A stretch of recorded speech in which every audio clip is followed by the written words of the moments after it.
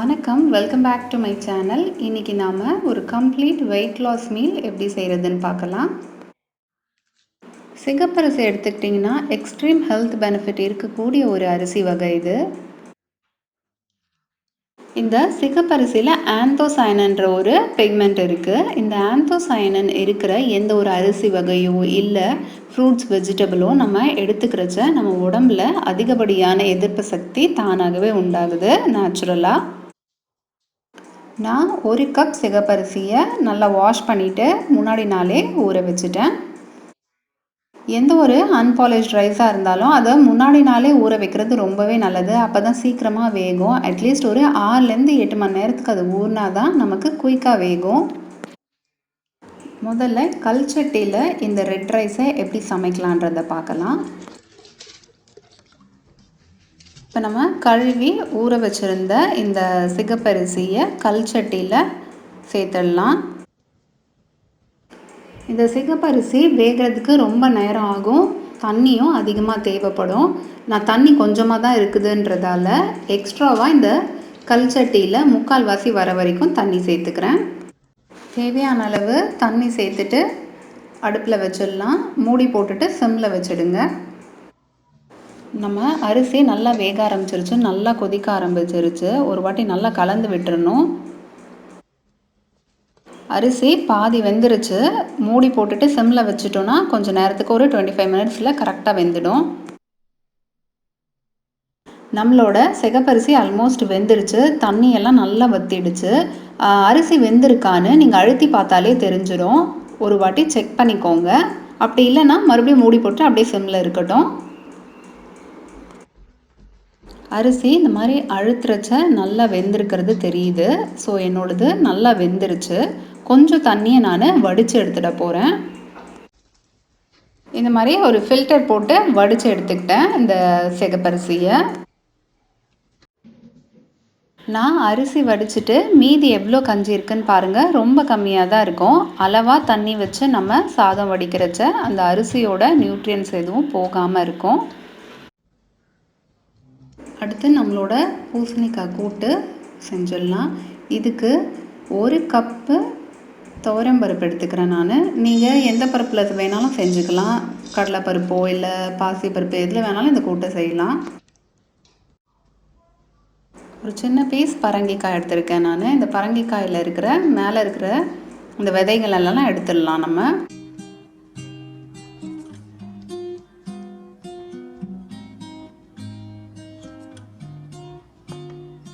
விதைங்களெல்லாம் எடுத்துகிட்டு மேலே இருக்கிற தோலெல்லாம் நல்லா சீவிடணும். சீவிட்டு கழுவி எடுத்து வச்சுக்கோங்க. கட் பண்ணிவிட்டு எந்த சைஸில் வேணுமோ உங்களுக்கு அந்த சைஸில் கட் பண்ணி எடுத்து வச்சுக்கோங்க பரங்கிக்காயை.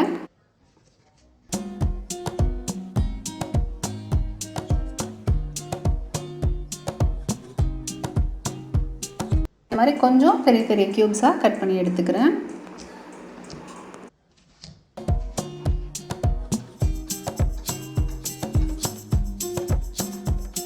இந்த கூட்டுக்கு 2 வெங்காயம், ஒரே ஒரு தக்காளி, 2 பூண்டு, ஒரு சின்ன பீஸ் இஞ்சி டைஜஷனுக்காக எல்லாத்தையும் கட் பண்ணி எடுத்துக்கலாம்.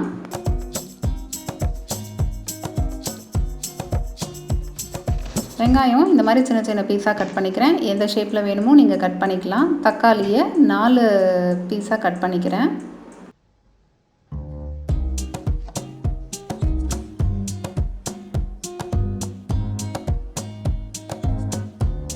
இஞ்சியையும் பூண்டையும் லைட்டாக இடித்து சேர்த்துக்கலாம்.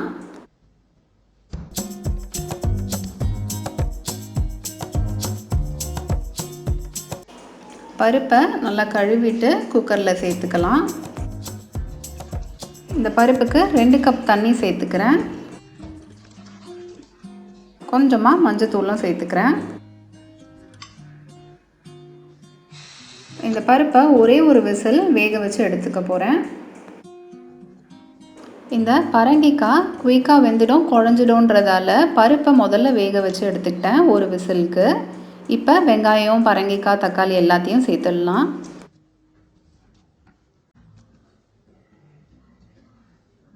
ஒரே ஒரு பச்சை மிளகாவை உடைச்சி போட்டுக்கிறேன். எல்லாத்தையும் சேர்த்துட்டு ஒரே ஒரு விசிலில் சுவிட்ச் ஆஃப் பண்ணிவிடுங்க, இல்லைனா காய் வந்து ரொம்ப குழஞ்சிடும்.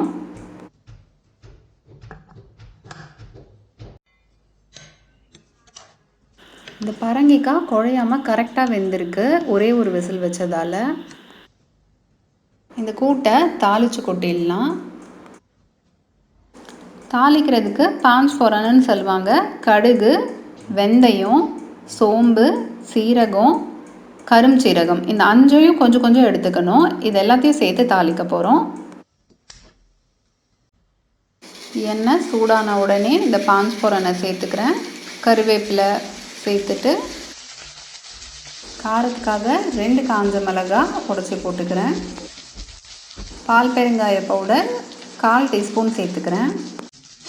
இது கூடவே 1 டீஸ்பூன் இல்லைன்னா 2 டீஸ்பூன் ரெட் சில்லி பவுடர் இல்லைன்னா சாம்பார் பொடி சேர்த்துட்டு 2-3 நிமிஷம் நல்லா ஃப்ரை பண்ணிவிடுங்க. அதோட பச்சை வாசனை போகிற வரைக்கும் கூட்டில் சேர்த்துட்டு நல்லா கலந்து விட்டுருங்க.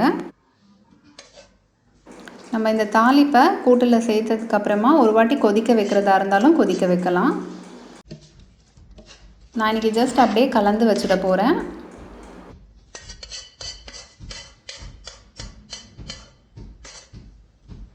அடுத்து கத்திரிக்காய் ரோஸ்ட்டு. இதுக்கு 4 பெரிய பெரிய கத்திரிக்காய் எடுத்திருக்கேன் நான் இன்றைக்கி. இந்த கத்திரிக்காயை நல்லா கழுவிட்டு ரவுண்டாக கட் பண்ணி எடுத்துக்க போகிறேன் நான். உங்களுக்கு பிடிச்ச மாதிரி எந்த ஷேப்பில் வேணாலும் கட் பண்ணிக்கோங்க. கத்திரிக்காயை கட் பண்ணிவிட்டு உடனே தண்ணியில் போட்டுடணும், இல்லைன்னா ரொம்ப கருப்பாயிடும்.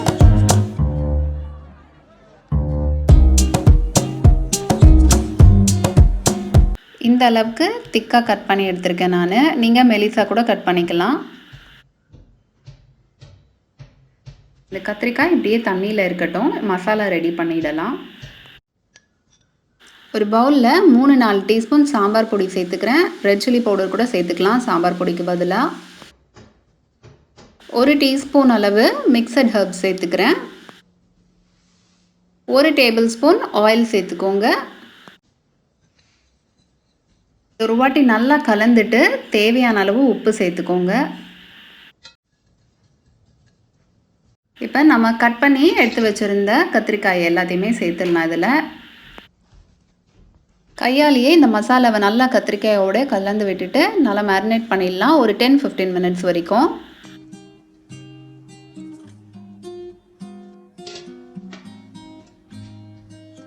டென் 15 மினிட்ஸ்க்கு அப்புறமா இது நல்லா ஊறிடுச்சு இந்த கத்திரிக்காய். இப்போ இதை கொஞ்சமாக எண்ணெய் சேர்த்து தவாலையே நல்லா ரோஸ்ட் பண்ணி எடுத்துக்கலாம். தவாவில் கொஞ்சமாக 1 டேபிள் ஸ்பூன் அளவு எண்ணெய் சேர்த்துட்டு நல்லா அதை ஸ்ப்ரெட் பண்ணிடலாம். எண்ணெய் லைட்டாக சூடான உடனே கத்திரிக்காய் எல்லாத்தையும் சேர்த்துடலாம் இந்த தவாவில். கத்திரிக்காயை தவாவில் சேர்க்குறச்ச கொஞ்சம் கேப் விட்டு சேர்த்துக்கோங்க, ஏன்னா நம்ம திருப்பி போட்டும் ரோஸ்ட் பண்ணணும். கத்திரிக்காய் எல்லாம் சேர்த்ததுக்கப்புறமா சிம்மில் வச்சுட்டு ஒரு 5 நிமிஷம் அப்படியே குக் ஆகட்டும்.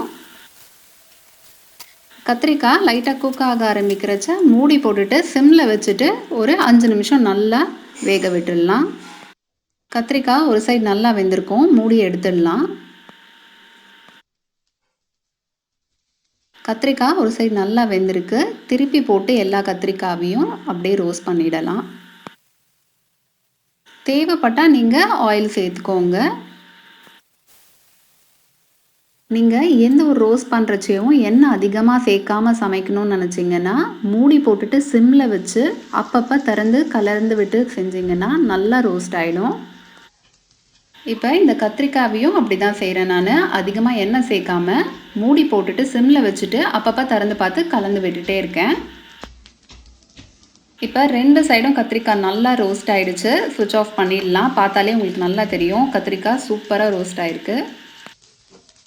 இந்த கம்ப்ளீட் மீல் பார்த்திங்கன்னா வெயிட் லாஸ் பண்ணணுன்னு நினைக்கிறவங்க தான் சாப்பிட்ணுன்றது கிடையாது. ஹெல்தியான ஃபுட் எடுத்துக்கணும்னு நினைக்கிறவங்க, லோ கேலரி ஃபுட் எடுக்கணும்னு நினைக்கிறவங்க எல்லாருமே வாரத்தில் 2 முறையாவது இந்த மாதிரி சாப்பிட்றதுக்கு ட்ரை பண்ணணும்.